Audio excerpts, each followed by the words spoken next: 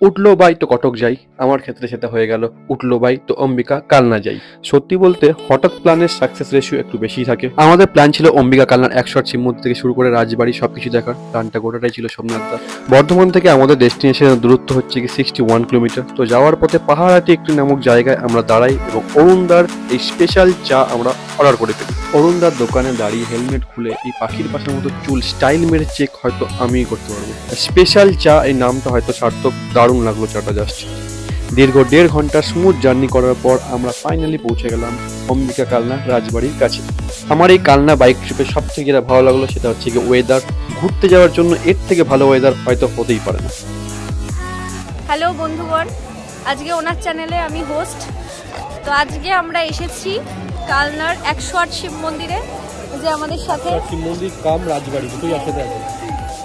ওনার বন্ধু বান্ধবী। শিব মন্দিরটা দেখাচ্ছি একটু পর ডিটেলসে। বিশাল ব্লগার হয়ে গেছি আমি আজকে। বড্ড ভিকিরি ভিকিরি ফিল হচ্ছে। আমি একটা টি শার্ট আর হচ্ছে গিয়ে একটা প্যান্ট পরে চলে এসেছি। আর ওই যে আমাদের হিরোইন দারুণ সেজেই যাচ্ছে তখন থেকে। ব্রাশ করছে, সবাই হেয়ার ব্রাশ করছে, মানে যাই হোক হেয়ার ব্রাশ বলছে, ব্রাশ করছে যাই হোক একটু ইঞ্জুরি বললাম আর কি, মানে আঁচড়াচ্ছে অ্যাজ এক্সপেক্টেড আমরা পৌঁছেই যেটা প্রথমে খুঁজতে শুরু করলাম সেটা হচ্ছে কি চায়ের দোকান। বাইরে কোথাও ঘুরতে গেলে ছেলেদের লিভার জলের থেকে বেশি চা ডাইজেস্ট করে থাকে। কালনা পৌঁছে আমরা প্রত্যেকটি চায়ের দোকানে বর্ধমান থেকে একটু আলাদা এবং একটু ইউনিক টাইপের চায়ের ভার আমরা দেখতে পাই। অম্বিকা কালনার মানুষজনদের সম্পর্কে এই একটা কথা বলতেই হয় যে এখানকার মানুষজন খুবই পোলাইট এবং খুবই ডিসেন্ট। এদের বিহেভিয়ার খুবই ভালো। এরা এত সুন্দরভাবে গাইড করবে, তোমার মনেই হবে না যে তুমি কোনো অচেনা জায়গায় কোনো অচেনা মানুষের সাথে কথা বলছো। এখানে রাজবাড়ি এবং 108 শিব মন্দির দুটোই পাশাপাশি। তো আমরা ফার্স্ট ডিসাইড করলাম যে রাজবাড়িটা প্রথমে দেখবো। তাহলে আর বেশি কথা না বাড়িয়ে মুখ বন্ধ রেখে তোমাদেরকে কয়েকটা শর্টস দেখ।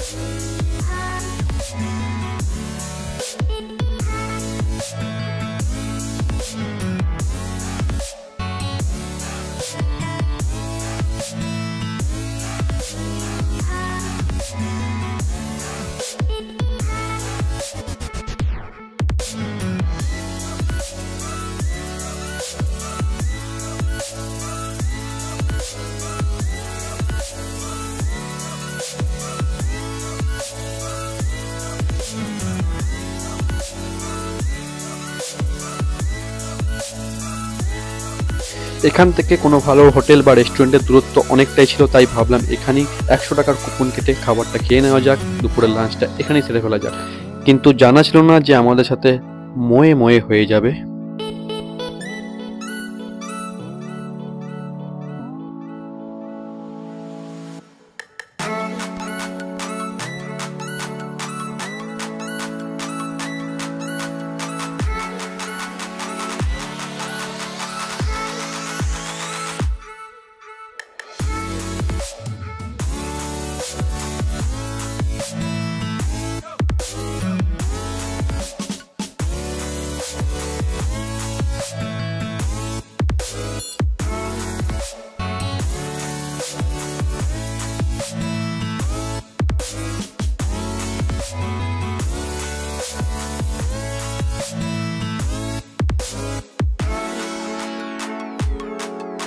রাজবাড়ি মোটামুটি কমপ্লিট করে আমরা চলে গেলাম অপোজিটই তার 108 শিব মন্দির দেখতে। আমাদের বর্ধমানে যারা 108 শিব মন্দির দেখেছো, আমি বলতে চাই যে কালনার 108 শিব মন্দির তারই একটা কমপ্লেক্সড ভার্সন। মানে আমাদের বর্ধমানে যেমন 108 শিব মন্দিরটা অনেকটা ব্রড, অনেকটা জায়গা নিয়ে একটা মন্দির থেকে আরেকটা মন্দিরে একটু গ্যাপ আছে, সেটা কিন্তু এখানে নেই। সেটা এখানে মন্দিরগুলো পুরোপুরি গায়ে লাগানো এবং একটু রাউন্ড করে রাখা হয়েছে এবং দেখতে সুন্দর লাগছে। মজার বিষয় হচ্ছে যে আমি এখানে এই সব ভিডিও রেকর্ড করার পর জানতে পারি যে তুমি এখানে ঢুকে ফটো তুলতে পারবে, কিন্তু ভিডিও রেকর্ড করার কোনো পারমিশন নেই।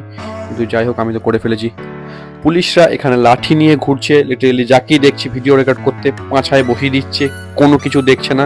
কিন্তু আমি সেটা থেকে বেঁচে গেছি।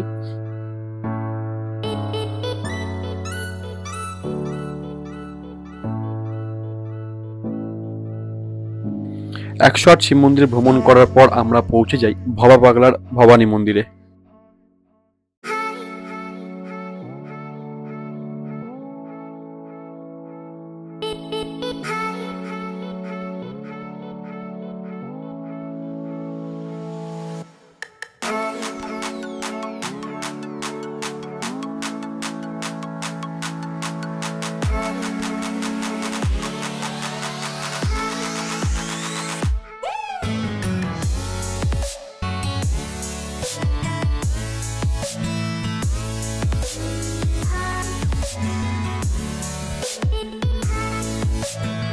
ভবানী মন্দির দেখে আমরা চলে যাই হচ্ছে গিয়ে অম্বিকা সিদ্ধেশ্বরী মন্দির। বলা হয় যে এই মন্দিরের নামকরণ অনুযায়ী নাকি কালনার নামের আগে অম্বিকা যুক্ত করা হয়, মানে অম্বিকা কালনা।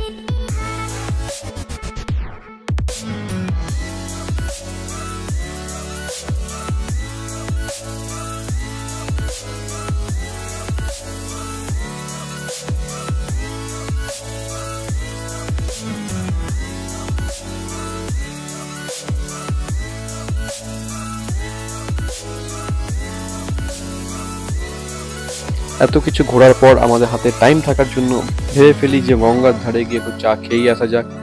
আবার চা।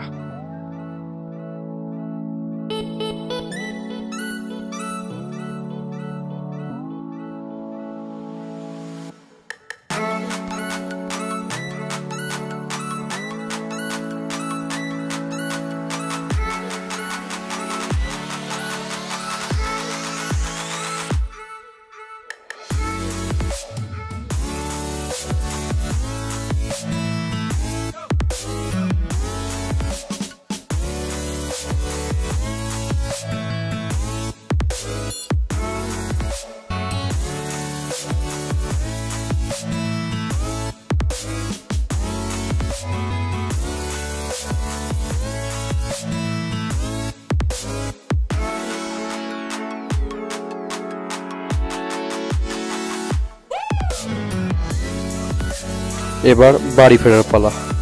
বাড়ি ফেরার সময় লিটারেলি হাড় হিম করা শীতের কবলে পড়ে যাই, কিন্তু খুশির খবর একটাই, আমরা অরুণদার সেই স্পেশাল চা আবার লোকেট করতে পারি। ভেবেছিলাম যে পাহাড়হাটিতে এই চায়ের দোকান হয়তো আমরা অন্ধকারে খুঁজে পাবো না, কিন্তু পেয়ে যাই। সো আজকের ভিডিও এখানেই শেষ, আজকের জার্নি এখানেই শেষ। দেখা হচ্ছে নেক্সট ভিডিওতে নেক্সট নতুন কিছু নিয়ে।